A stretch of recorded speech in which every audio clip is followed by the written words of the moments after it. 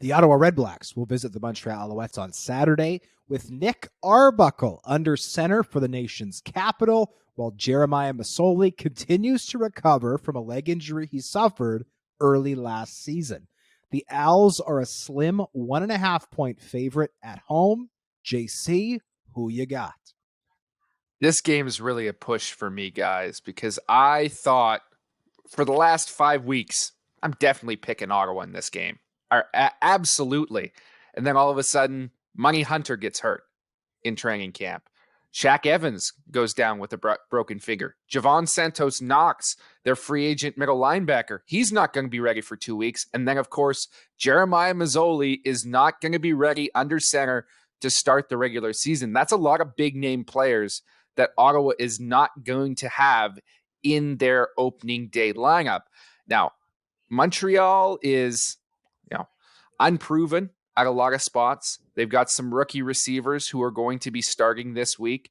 I've never been a big believer in the tandem of Cody Fajardo and Jason Moss, but I think on this occasion, I am leaning Montreal Alouettes.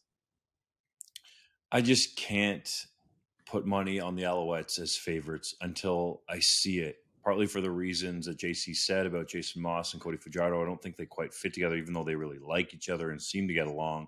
That receiving core is really young. Some players need to emerge there.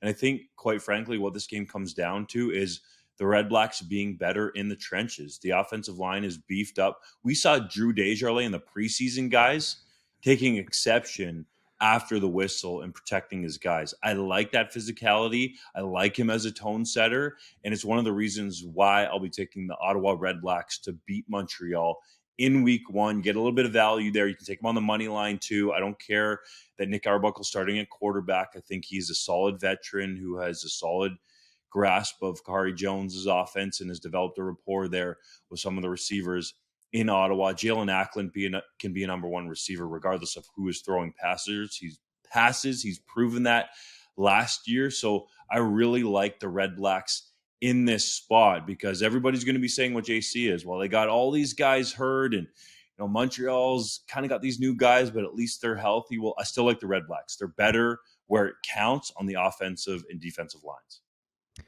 One quick note from me, DJ Omagist, whose name I hope I didn't butcher too badly. I've met DJ before, and he's complimented me on how I said his name.